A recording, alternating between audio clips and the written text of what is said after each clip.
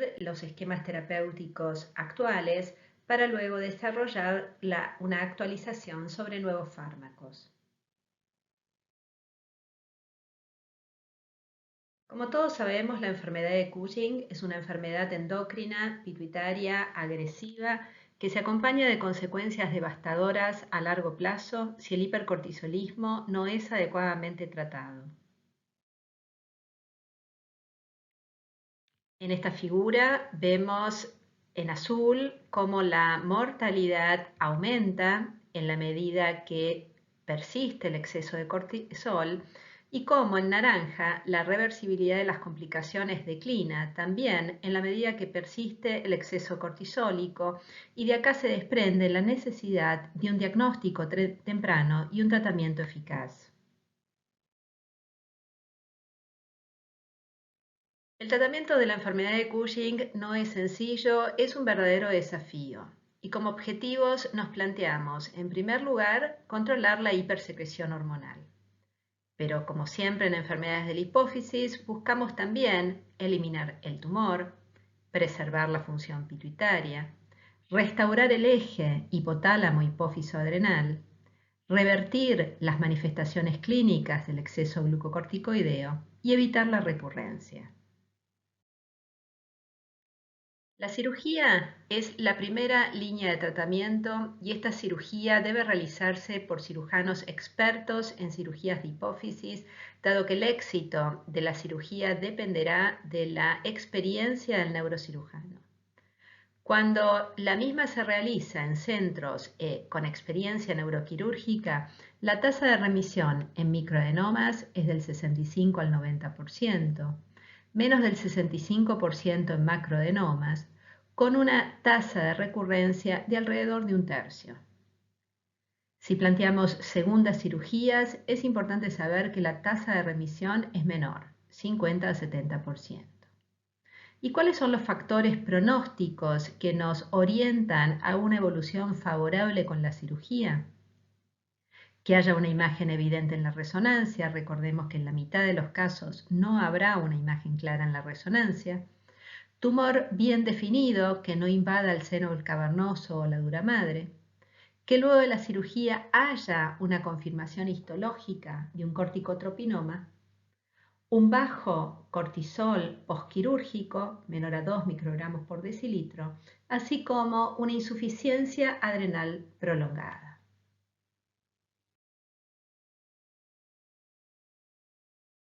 Es así que si luego de la cirugía tenemos un cortisol menor a 2 microgramos por decilitro, podemos plantear que hemos logrado la remisión y que la recurrencia será improbable.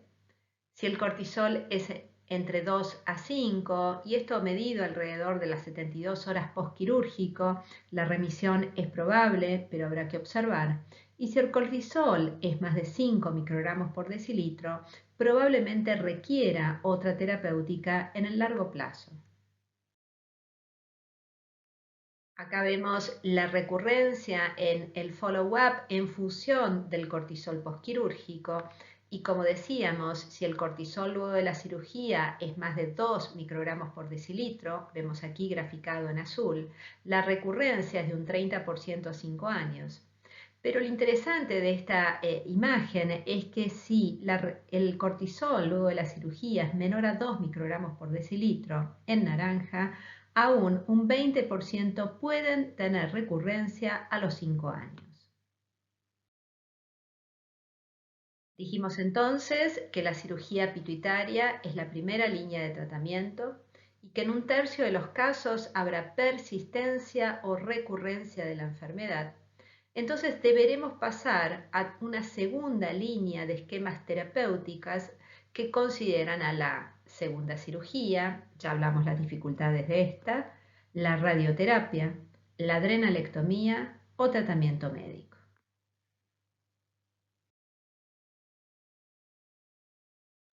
Con respecto a la radioterapia, puede utilizarse radiocirugía o una radioterapia fraccionada estereotáxica.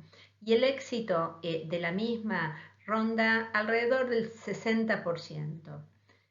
Este control se logra al cabo de 3 a 5 años, no más del 50% de control endocrino a los 2 años, y como siempre en adenomas hipofisarios con la radioterapia se logra en un alto porcentaje de los casos control tumoral.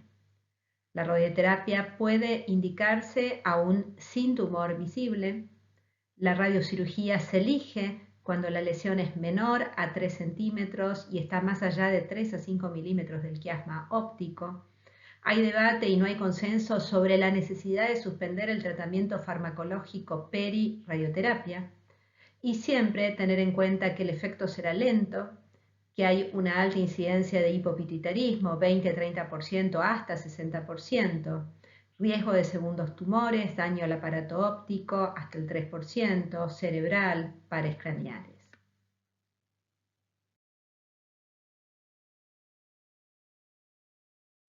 La adrenalectomía es otra alternativa terapéutica que en general queda reservada como última instancia. Permite un control inmediato del exceso de cortisol y tiene una baja morbilidad por la vía endoscópica, con un 100% de éxito. Existe la posibilidad de recurrencia en un 10% de los casos cuando la elevación permanente del ACTH conduce a un recrecimiento de restos adrenales eutópicos o ectópicos, mayoritariamente en cavidad abdominal. La consecuencia más clara de la adrenalectomía es la insuficiencia adrenal permanente y la necesidad de reemplazo gluco y mineralocorticoide. Y también está el riesgo de síndrome de Nelson hasta en el 50% de los casos, hoy mejor denominado como progresión del tumor corticotropo. La adrenalectomía, entonces, como les decía, queda reservado como última instancia terapéutica. Las guías de la Endocrine Society lo recomiendan cuando hay una enfermedad de Cushing severa en pacientes graves y agudamente enfermos, para un rápido control del hipercortisolismo, cuando hay intolerancia al tratamiento médico o en mujeres que deseen mantener su fertilidad sin necesidad de inducción de la ovulación. Acá les traigo datos nuestros de una publicación del 2019. Vemos que sobre 266 pacientes con síndrome de Cushing, 161 enfermedad de Cushing, adrenalectomía en 13, 8% de uso de adrenalectomía. Como complicaciones inmediatas, shock hemorrágico o sepsis en alrededor de un 10%, y síndrome de Nelson en el 46%, 6 de 13. Tiempo de aparición del Nelson, tiempo medio, 22 meses, de 8 a 40 meses. Acá en esta tabla vemos la comparación entre los 6 pacientes que desarrollaron síndrome de Nelson y los 7 que no desarrollaron Nelson. Vemos que no hay diferencias en el sexo, la edad ni el tiempo de seguimiento, pero sí encontramos que aquellos que desarrollaron Nelson tuvieron valores de cortisol libre en orina de 24 horas al diagnóstico significativamente más altos que aquellos que no desarrollaron Nelson. Otra diferencia fue el nivel de ACTH al año de la adrenalectomía más alta en los que desarrollaron Nelson. Otro dato interesante fue que la radioterapia no fue eficaz en prevenir el desarrollo de Nelson. Miren que los 6 que desarrollaron Nelson, el 83% habían sido irradiados previamente. Y otro dato interesante es que la presencia de lesión celular fue más frecuente en aquellos que desarrollaron Nelson, 50%, que en los no Nelson. Acá tenemos cortes de resonancia que muestran la imagen de uno de los pacientes que desarrolló Nelson. En esta primera imagen vemos una hipófisis sin lesión evidente, a tal punto que el diagnóstico de enfermedad de Cushing en este paciente se hizo a través de un cateterismo de senos petrosos. Y miren esta otra resonancia, cuando desarrolla el Nelson, una clara progresión del adenoma corticotropo que finalmente lo conduce a la muerte por progresión tumoral.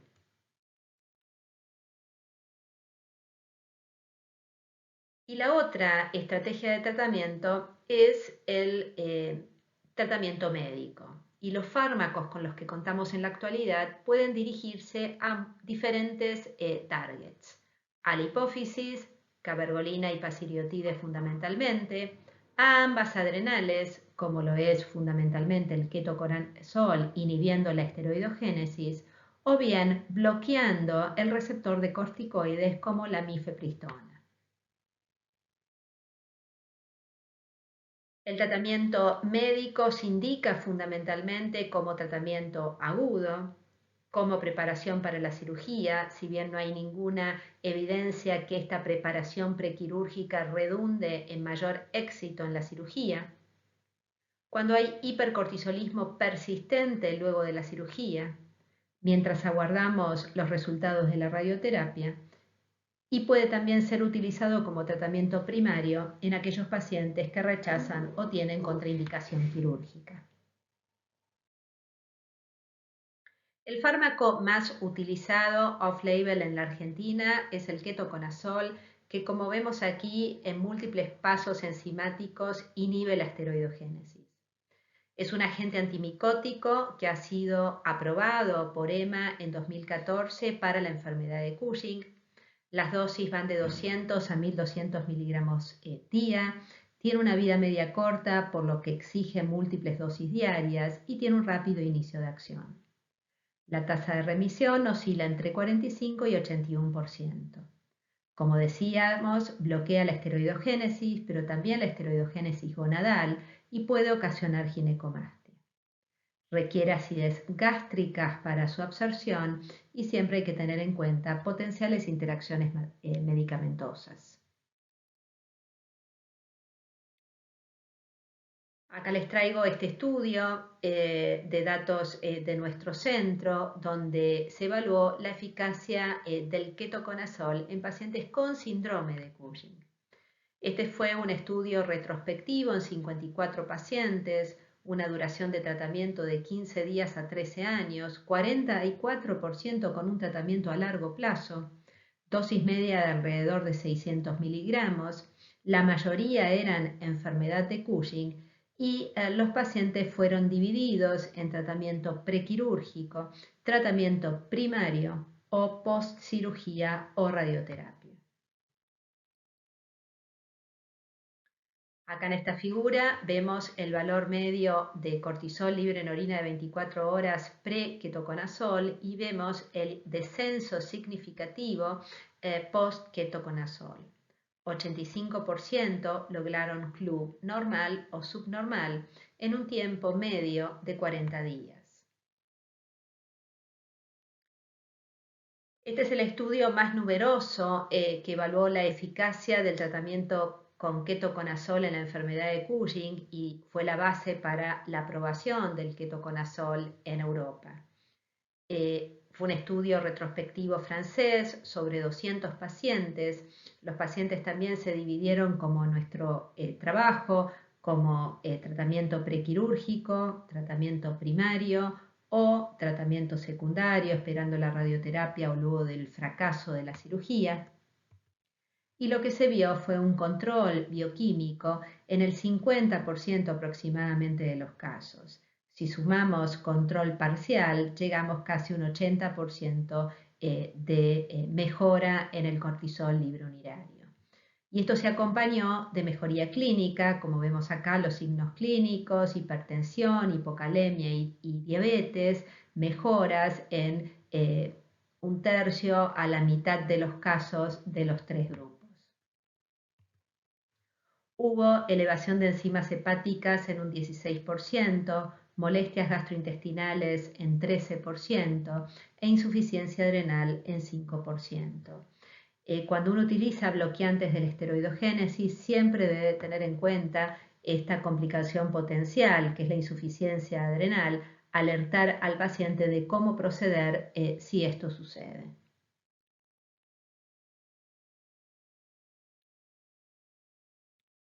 Hoy se incorpora dentro de los fármacos inhibidores de la esteroidogénesis al osilodrostat, no disponible todavía en la Argentina, que bloquea el último paso en la biosíntesis de cortisol.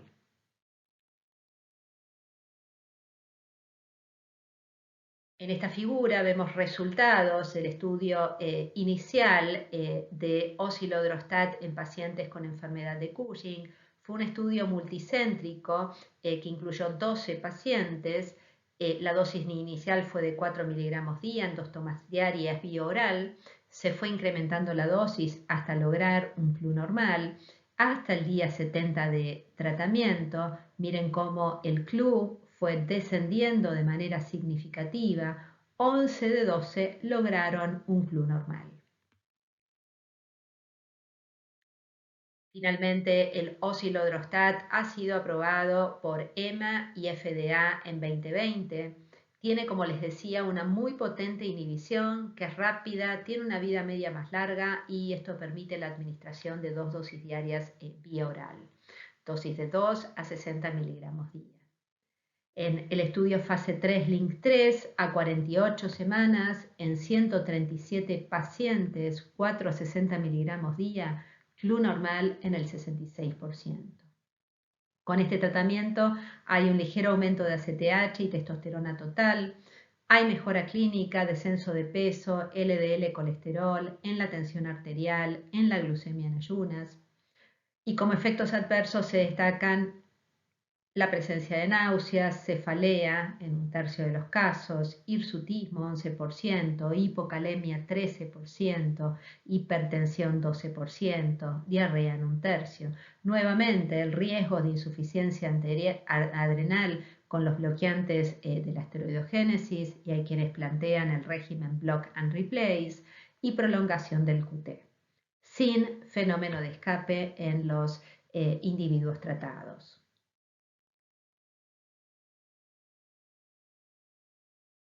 Como decíamos, con el osilodrostat se ha descrito elevación de la ACTH y también se describe potencial crecimiento tumoral, tal como se demuestra en este caso publicado en el 2021.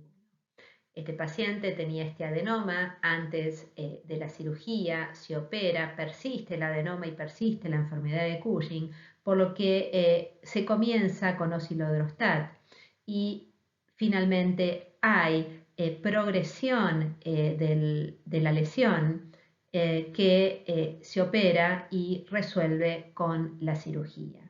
Esta complicación de recrecimiento tumoral es hasta la fecha muy poco frecuente.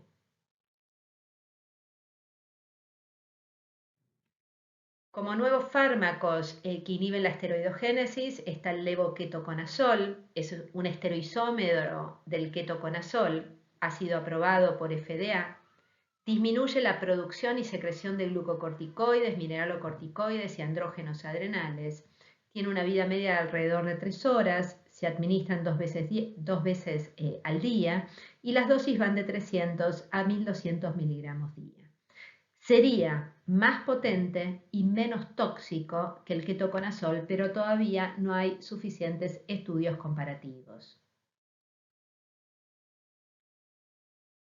El estudio inicial fue este estudio fase 3, el estudio SONIX, sobre 94 pacientes a 6 meses de tratamiento, normalización del CLU en el 36%, y luego del mantenimiento, la respuesta fue completa y parcial en el 78% de los casos. El estudio LOGIX, posterior a este, 50% de respuesta completa versus 4.5% del placebo. Con el levoquetoconazol se logra un descenso significativo, leve, de la testosterona en mujeres, con un aumento leve, no significativo en hombres. Hay mejora clínica con descenso del peso, descenso de LDL y HDL y de la glucemia en ayunas, con náuseas en un tercio, cefalea en un tercio, hipertensión, hipocalemia, efecto adverso hepático hasta un 10%, prolongación del intervalo QT y nuevamente insuficiencia adrenal. en este análisis de tritos publicado en el 2021, él resume en esta tabla los factores que orientan a la decisión de qué fármaco utilizar dentro de los inhibidores de la esteroidogénesis. Entonces sugiere que si uno necesita un rápido control del hipercortisolismo en pacientes ambulatorios, puede considerar el ketoconazol, la metopirona o el osilodrostat. Ahora bien, si uno necesita un rápido control en un hipercortisolismo severo en un paciente internado, habrá que recurrir al etomidato. Y en el embarazo, considerar la metopirona como mejor opción, aunque no está específicamente aprobada su uso en el embarazo. Nosotros en la Argentina no contamos con metopirona. Y ahora pasamos a las drogas que bloquean el receptor de glucocorticoides, la mifepristona, como vemos aquí, bloquea el receptor de glucocorticoides y entonces se logra mejora clínica, pero esto se acompaña de un aumento en el cortisol, aumento de casi 8 veces en el cortisol libre urinario y un marcado aumento de la ACTH. La mifepristona no está disponible en la Argentina, sí ha sido aprobada por FDA desde el 2012. Es un antagonista, como decíamos, del receptor de glucocorticoides y progesterona, tiene una vida media larga, de hasta 90 horas. Y el estudio de eficacia de la mifepristona fue este estudio prospectivo en 50 pacientes, publicado en el 2012, una dosis de 300 a 1200 miligramos día durante 6 meses, y se logró mejoría en el metabolismo hidrocarbonado en el 60% y 38% de mejoría de la tensión arterial en los pacientes hipertensos, con descenso de peso, mejoría en calidad de vida y en la depresión. Pero claramente, por lo que les expliqué, que al bloquear el receptor se traduce en un marcado aumento del cortisol sérico y del cortisol libre en orina de 24 horas, es muy difícil su monitoreo bioquímico y entonces se acompaña de una alta incidencia de eventos adversos, 88%, fundamentalmente insuficiencia adrenal, hipocalemia, hiperplasia endometrial, edemas y teratogenia. Se recomienda al administrar la mifepristona descender ya al inicio 50% la dosis de los antihipertensivos.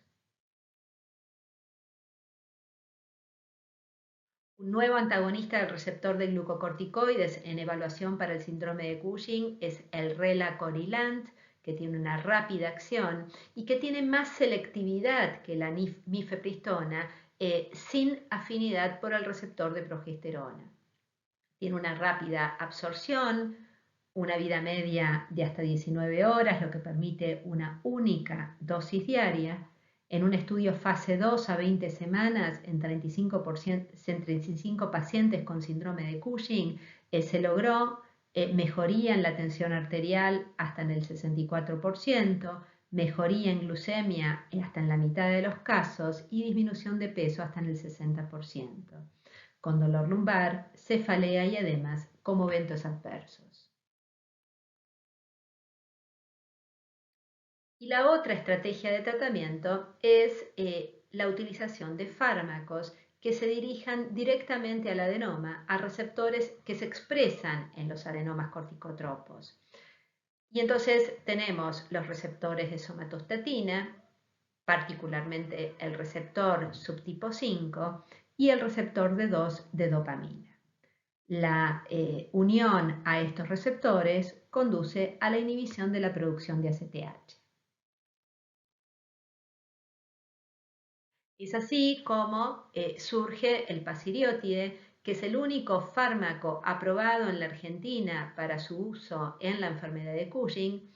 Es un ligando del receptor de somatostatina con alta afinidad para el receptor tipo 5, también con afinidad por el receptor 1, 2 y 3, pero particularmente el 5, que dijimos estaba sobreexpresado en los adenomas corticotropos, por eso se convierte en un fármaco de elección en la enfermedad de Cushing.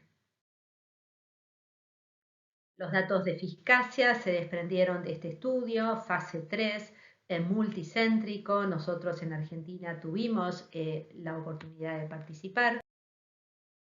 Se reclutaron finalmente 162 pacientes que fueron divididos en 82 que recibieron 600 microgramos subcutáneos 2 veces al día y otro grupo de 80 con 900 microgramos subcutáneos 2 veces al día.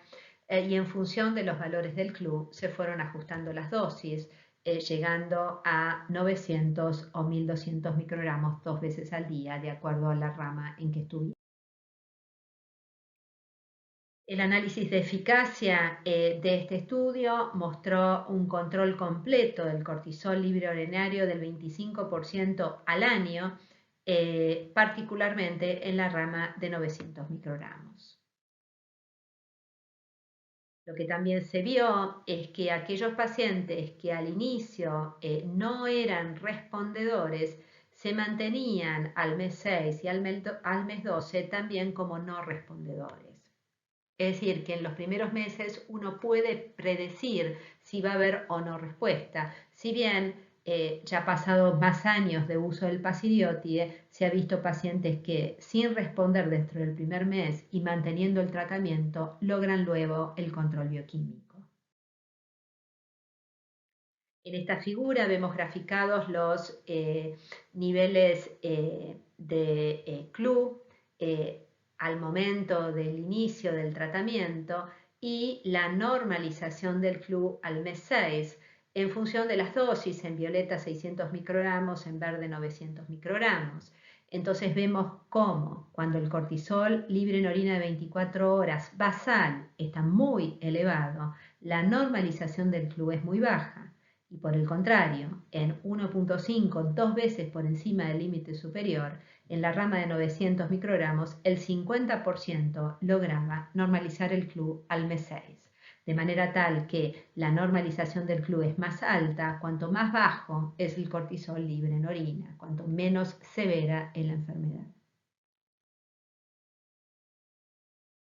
Con el tratamiento se observó cambios clínicos beneficiosos. Vemos graficados aquí cómo baja el cortisol libre en orina en violeta y esto se acompaña de caída en verde de la tensión arterial sistólica, de la tensión arterial diastólica, del peso y una clara mejora en la calidad de vida, aún sin normalización del CLU. Y en esta tabla vemos los eventos adversos reportados con mayor frecuencia con el pasiriótide. Tenemos fundamentalmente los relacionados con otros ligandos del receptor de somatostatina, como diarrea, náuseas, cálculos biliares. Pero el pasiriótide genera fundamentalmente hiperglucemia, 24.7% grados 3 o 4 en este estudio pivotal. Es así que cuando hay enfermedad de Cushing y uno decide iniciar pasiriótide, tiene que hacer un automonitoreo estricto. El pasiriótide puede iniciarse aún en pacientes diabéticos tratados con insulina, pero hacer un estricto control. Y si hay desarrollo de hiperglucemia, iniciar precozmente metformina. Si no hay control glucémico, inhibidores de EPP4 o agonistas de GLP-1, hoy se cree que el agonista del GLP-1 sería la mejor opción. Y finalmente, insulinizar si estos esquemas de tratamiento fracasan. Ya han pasado 10 años desde el estudio inicial y entonces hay datos real life de más duración. Por ejemplo, este estudio a 24 meses, dosis de 600 a 2400 microgramos día, 58 pacientes, normalización del CLU en 1/3, incluyendo más del 50% de descenso, casi 50% de los pacientes, con 40% de desarrollo de hiperglucemia. Y este otro estudio real life en 31 pacientes, normalización del CLU en el 73%, incluyendo descenso más del 50% en el 81%, con 81% de desarrollo de hiperglucemia. El pasiriotidelar ha sido aprobado por EMA en 2017 y FDA en 2018 para su uso en enfermedad de Cushing. No está la aprobación en la Argentina.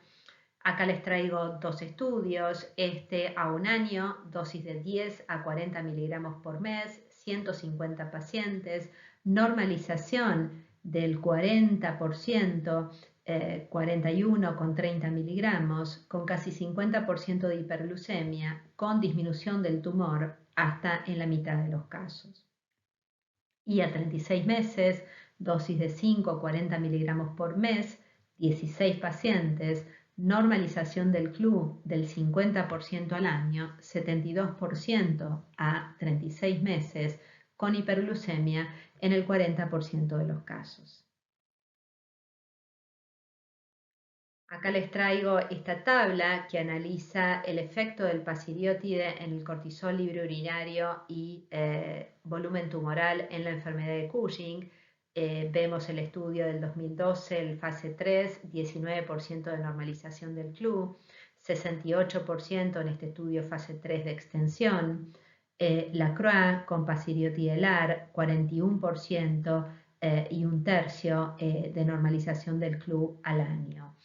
Con descensos en el tamaño tumoral, si bien el tumor no es en general lo que más nos preocupa en la enfermedad de Cushing.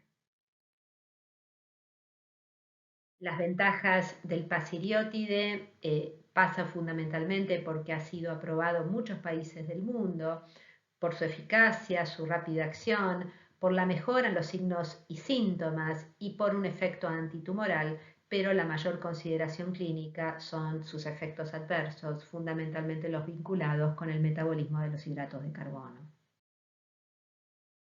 Otro fármaco que se dirige al tumor, al adenoma corticotropo, es la cabergolina, que es de uso off-label y que los datos de eficacia solo se desprenden de estudios pequeños y en su mayoría retrospectivos. Como este trabajo, que es un estudio en el que participamos nosotros, en colaboración con el grupo de André Lacroix en Canadá, fue un estudio retrospectivo en 30 pacientes, casi 40% de normalización del CLU, en los primeros 6 meses, con una dosis de hasta 6 miligramos semana. En el largo plazo, 12 a 60 meses, 30% de normalización del CLU. Fenómeno de escape en 7%, dosis media 2 miligramos semanas, y acá vemos la respuesta en los 9 pacientes que tuvieron respuesta con la monoterapia en el largo plazo con cabergolina. Acá otra publicación de un caso nuestro, de un macrocorticotropinoma que fue tratado con cabergolina. En naranja vemos graficado el CLU. Esto es al momento del diagnóstico, CLU elevado y macroadenoma. Es tratado con cabergolina y con 1 miligramo al cabo de 6 meses normaliza el CLU y hay un marcado achicamiento tumoral. El CLU se mantiene normal hasta el 4.º año, donde hay un fenómeno de escape asociado a recrecimiento tumoral. Si aumenta la dosis de cabergolina a 4 miligramos, nuevamente hay achicamiento del tumor y descenso significativo del CLU. Y finalmente, la paciente es irradiada y finalmente. En el caso de tumores pituitarios agresivos, en la actualidad se recomienda, luego del fracaso de todas las instancias terapéuticas que hemos mencionado, la posibilidad de utilizar temozolomida, que es una droga muy utilizada en los gliomas, que ocasiona daño en el ADN y que ha sido eficaz en tumores pituitarios agresivos. Acá les muestro esta publicación nuestra con 6 pacientes con tumores pituitarios agresivos donde usamos temozolomida, y los únicos 2 que tuvieron respuesta con el tratamiento fueron justamente pacientes con enfermedad de Cushing. Acá vemos la imagen de los 2 pacientes antes del tratamiento con temozolomida y luego del mismo, donde se ve desaparición completa del tumor. Como nuevos tratamientos que actúan a nivel del adenoma, tenemos la roscovitina, que es un agente antineoplásico de administración oral, que inhibe las quinasas dependientes de ciclinas, inhibidor de la CDK1 y CDK2, inhibiendo la asociación de los complejos CDK2 con ciclina E, y en un estudio in vitro sobre tumores corticotropos se vio disminución de la expresión de la propio-melanocortina del 40% y también in vitro reducción de la secreción de ACTH y de la proliferación celular, con 50% de disminución del tamaño tumoral. Como otras opciones, debemos considerar los tratamientos médicos combinados. Hay diferentes publicaciones que muestran, por ejemplo, combinaciones de drogas que inhiben la esteroidogénesis, mitotano, metopirona, ketoconazol, drogas que actúan a nivel central junto con ketoconazol, cabergolina, ketoconazol, pasiriotide, cabergolina. El estudio Capacity mostró 50% de normalización del flu a 35 semanas con esta combinación. Y lo que ofrece este enfoque multimodal son beneficios clínicos, aditivos o sinérgicos con una adecuada tolerancia porque permite utilizar menos dosis de cada uno de los fármacos.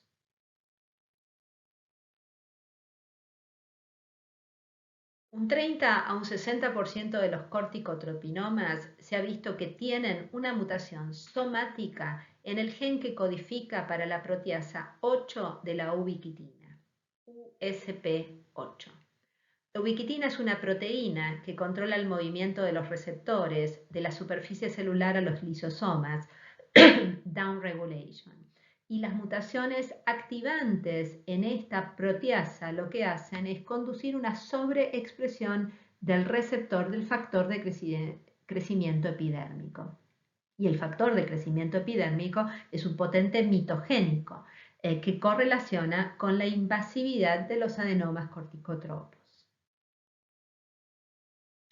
Acá vemos entonces cómo el receptor del factor de crecimiento epidérmico se internaliza y por la ubiquitinación es degradado en los lisosomas. En presencia de esta mutación hay una sobreactivación de la proteasa de la ubiquitina y permite entonces una sobreexpresión del receptor del factor de crecimiento epidérmico y esto conduce al desarrollo tumoral.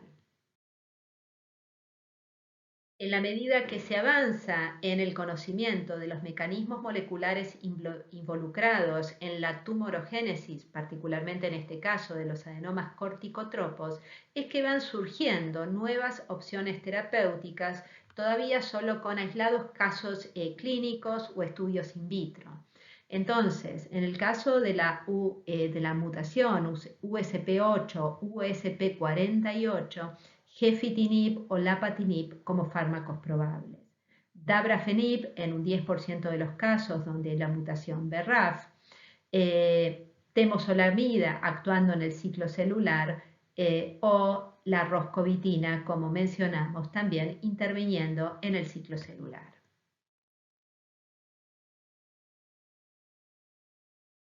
Debemos recordar que los pacientes con enfermedad de Cushing tienen complicaciones, alteración en la calidad de vida en la mitad de los casos, obesidad hasta en el 70%, dislipemia e intolerancia a la glucosa también hasta en el 77%, osteoporosis hasta el 50% y riesgo de fracturas e hipertensión hasta 78%.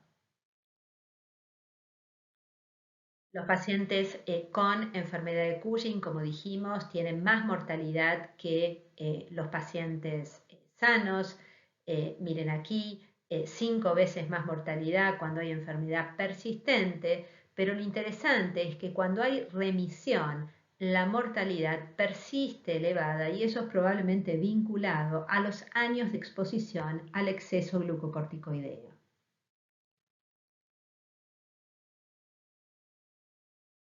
Y también hay morbilidad aún resuelta la enfermedad de Cushing, tal como se muestra en este trabajo del 2020, donde se analiza la incidencia de stroke, tromboembolismo y sepsis en 3 periodos. 3 años antes del diagnóstico de la enfermedad de Cushing, fíjense el aumento en la incidencia de estas complicaciones. Desde el diagnóstico hasta un año de remisión persisten estas complicaciones con incidencia alta, pero lo más interesante es que luego de una remisión prolongada, aún 10 años luego de la remisión, la incidencia de stroke, tromboembolismo y sepsis permanece elevada. La trombosis entonces es una complicación frecuente. Hay aumento del sangrado por atrofia de piel y fragilidad capilar, pero también hay una clara activación de la cascada de coagulación con aumento del fibrinógeno, el factor de von Willebrand y el factor 8. Alteración en la fibrinólisis, aumento de la trombina, tromboxano A2 y plaquetas. Y es así que los pacientes con Cushing tienen 10 veces más riesgo de eventos tromboembólicos que los adenomas no funcionantes. Y este riesgo persiste. A 30 días luego de la adrenalectomía, el riesgo es de un 4,75%, aún con marcado descenso del club. ¿Qué recomendaciones podemos hacer en el contexto de este riesgo trombótico? Pausar estrogenoterapia, pero siempre con precaución con el riesgo de embarazo. Tromboprofilaxis para pacientes con riesgo de eventos tromboembólicos, incluyendo historia de trombosis, alteraciones de la coagulación, hipercortisolismos severos, aquellos que están con uso actual de estrogenoterapia o anticonceptivos, baja movilidad, internación prolongada, altos niveles de cortisol posoperatorios. Pero no hay recomendaciones claras de cómo realizar esta tromboprofilaxis, sí con heparinas de bajo peso molecular, 2 a 4 días a 1 a 2 semanas antes de la cirugía, 1 o 2 días a 2 a 4 semanas hasta 2 a 3 meses luego de la cirugía. Y no es de rutina en la población pediátrica. Como vemos, dentro del tratamiento médico farmacológico hay múltiples opciones. Las elecciones dependen de la eficacia y efectos adversos del fármaco, de las características del paciente, de la disponibilidad y costos del fármaco, así como de la severidad del hipercortisolismo. Como conclusiones entonces, podemos decir que la cirugía transefenoidal es el tratamiento de primera línea en la enfermedad de Cushing, que el tratamiento médico es una opción relevante, especialmente para aquellos pacientes con enfermedad de Cushing persistente o recurrente. Las drogas actuales no todas tienen alta eficacia y plantean dificultades, y sin duda los nuevos compuestos permitirán una terapia individualizada. Nada más y muchas gracias por su atención.